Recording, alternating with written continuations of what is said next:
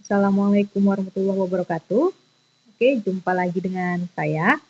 Nah, di video kali ini kita akan membahas bagaimana cara membuat histogram, poligon, dan OGIF. Lalu apa bedanya antara histogram, poligon, dan OGIF. Nah, kalau di SMP dulu, kalian sudah pernah belajar cara membuat diagram batang kan? Nah, kalau di SMA, diagram batang, tapi yang berdempet seperti ini, berhimpit begini, ini dinamakan sebagai histogram. Lalu kalau pada histogram, itu yang diambil dari nilai terbawah dan batas teratasnya. Nah, ini namanya histogram. Kalau dulu di SMP, itu kan kalian hanya diajarkan cara yang seperti ini, membuat diagram batang begini. Nah, di sini frekuensinya misalkan 3 nih ya. Nah, lalu yang ini kita anggap 2, lalu di sini nilainya 7, di sini nilainya 8. Nah, kalau dulu kalian belajarnya seperti ini, ya, diagram batang begini. Tetapi ketika sudah masuk di SMA, dengan datanya itu data yang banyak, ya, jadi data yang seperti ini. Nah, ini data seperti ini membuat diagram batangnya seperti apa? Maka salah satunya dengan membuat histogram seperti ini. Jadi tetap yang terlebih dahulu kita buat adalah tabel distribusi frekuensinya. Ya. Nah, ini yang dinamakan sebagai data berkelompok. Kalau dulu di SMP data tunggal. Nilai 7, frekuensinya berapa. Kalau ini dia menggunakan kelas. Ya. Oke, bagaimana cara membuat histogram? Ya, pertama kita akan membuat histogram. Caranya adalah, jadi dari tabel distribusi frekuensi ini, yang kita harus buat adalah batas kelasnya. Jadi dari kelas, kita buat batas kelas bawah dan atas. Nah, seperti ini.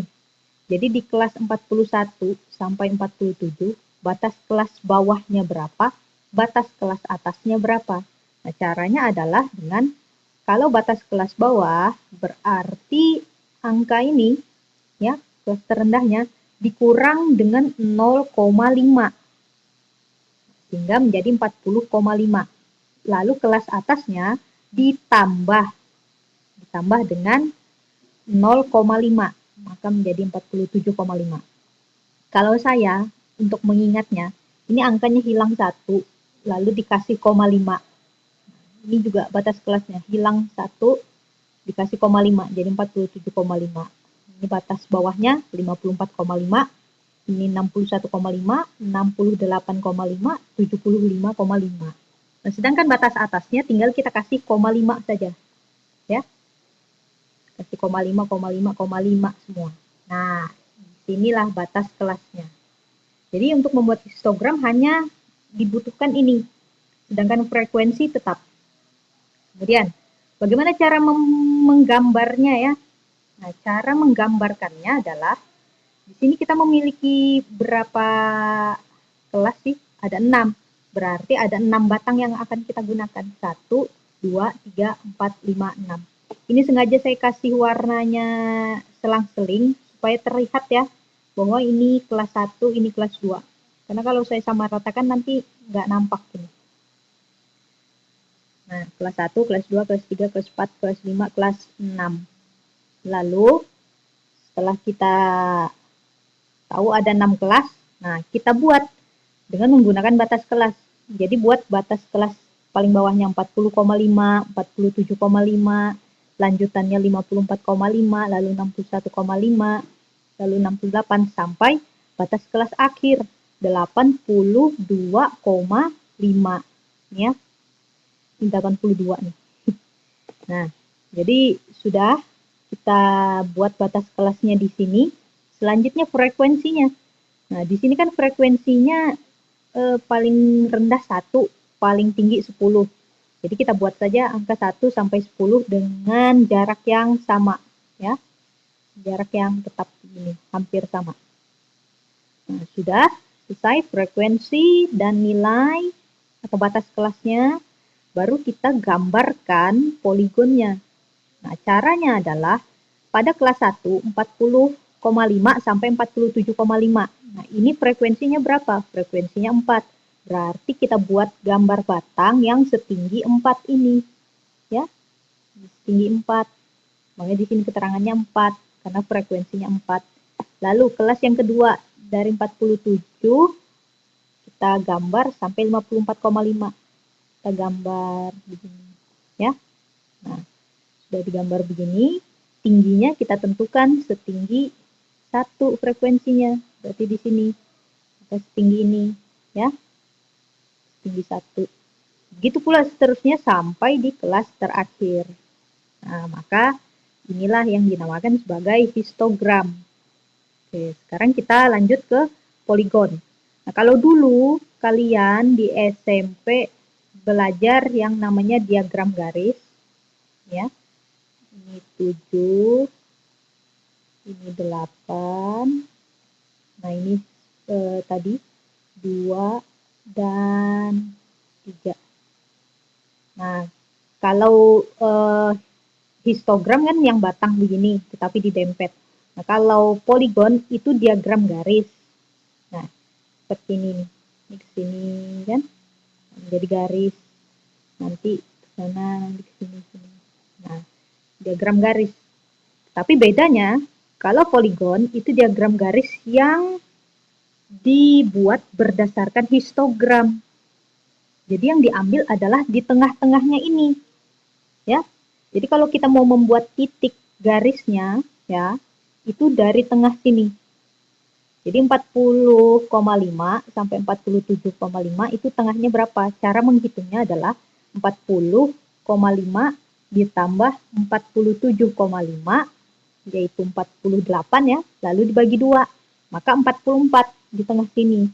Nah, 44 di tengahnya sini itu ditarik frekuensinya setinggi 4. Nah, begitu pula yang di sini. Tengahnya ditarik frekuensinya setinggi 1. Nah, jadi ini tengahnya tadi, setelah ini kita tambah, lalu bagi 2. Nah, nilai tengahnya ya, nilai tengah dari batas kelas. Nah, di sini, ini tengahnya tadi. Lalu di sini, sini. Kemudian tinggal kita tarik garisnya berdasarkan titik-titik tengah tadi. Ya. Nah, inilah yang dinamakan sebagai poligon. Nah, poligon itu diagram garis yang dibuat berdasarkan histogram atau nilai tengahnya histogram itu. Oke, selanjutnya ogif.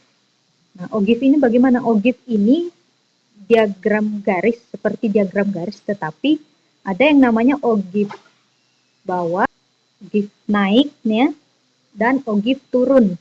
Jadi ogif naik dan ogif turun. Nah, kalau ogif naik berarti garisnya selalu ke atas. Akan terus ke atas, ke atas, ke atas. Kalau ogif turun garisnya ke bawah, ke bawah, ke bawah.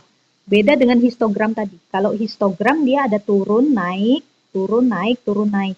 Ya. Kalau ogif, ini ogif naik, dia naik terus, ogif turun, turun terus. Bagaimana cara membuat ogif ini?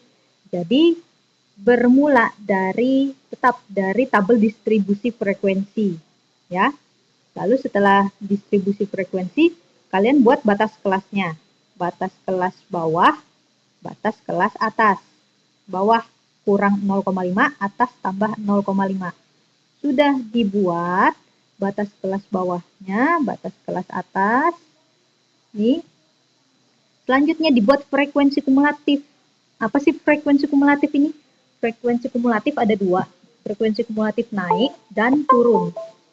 Kalau naik, maka frekuensinya akan bertambah, bertambah, bertambah. Frekuensi kumulatif turun, berkurang, berkurang, berkurang. Jadi cara menghitungnya seperti apa? Seperti ini. Frekuensi naik, maka untuk memulai angkanya, ambil dari frekuensi yang pertama nih ya. Jadi 4. Lalu untuk angka selanjutnya bagaimana? Angka selanjutnya adalah 4 ditambah frekuensi kedua. Jadi 4 ditambah 1, maka 5 frekuensi kumulatif yang kedua. Yang ketiga, berarti yang 5 ini tadi ditambah frekuensi yang ketiga. Maka 5 ditambah 4, yaitu 9. Lanjut lagi, 9 tambah 10, 19. 19 tambah 4, 23. Dan 23 ditambah 7, 30. Nah, frekuensi kumulatif naik ini akan benar jika frekuensi kumulatif terakhir ini sama dengan jumlah data atau total frekuensi. Nah, ini kalau kita total kan 30. Sama dengan frekuensi terakhir. Maka bisa dikatakan benar sudah ini. Frekuensi kumulatif naiknya ya. Lalu bagaimana menghitung frekuensi kumulatif turun? Maka caranya adalah dengan menjumlahkan ini semua. Nah, ini kalau kita jumlahkan adalah 30. Nah, itu yang kita letakkan di atas. Nah, jadi 30. Lalu, bagaimana menentukan frekuensi kumulatif turun yang kedua? Berarti 30 dikurang dengan 4. Maka menjadi 26. Lalu, ini 26 kurang 1 jadi 25. Lalu kurang 4 jadi 21. Kurang 10 jadi 11. Kurang 4 jadi 7. Maka frekuensi kumulatif turun yang terakhir 7. Kalau nilainya ini sama, nah, maka bisa dikatakan ini benar. Ya. Sudah, terakhir tinggal kita gambar OGIF-nya. OGIF naik menggunakan frekuensi kumulatif naik, OGIF turun menggunakan ini. Bagaimana caranya? Tetap berpatokan pada batas kelas. Nah, dibuat batas kelasnya dari 40,5, 47,5, 54,5 sampai 82,5. Lalu, kalau membuat frekuensi kumulatif naik berarti ini ya, yang pertama ini 40,5 itu dari 0. Ya, selalu dari 0. Kemudian naik di 4. Maka 47,5-nya berada di 4. Nah, maka di titik ini. Lalu 54,5-nya di mana? 54-nya 54,5 berada di frekuensi kelima. Jadi naik ke 5. Lalu 61,5-nya di mana? 61,5 berarti naik lagi di 9. Lanjut lagi 68,5 di 19, 75,5-nya di 23 dan terakhir 82,5 di 30 ya. Di atas ini. Lalu setelah titik-titiknya kita tentukan, kita tarik garis di setiap titik ini. Nah, sini. Maka jadilah OGIF naik. Lalu bagaimana dengan OGIF turun? Nah, kalau OGIF turun kita mulai dari 30. Jadi dari paling atas. Nah, turun.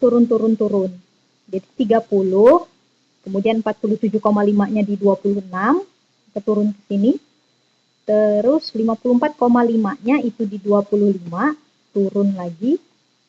61,5 di 21, lanjut sampai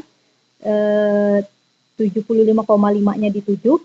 Nah, ini kan terakhir sudah. Terakhirnya di sini pada saat dia menyentuh 0 ya. Jadi bukan di sini. Nah, jadi pada saat menyentuh 0 di sini.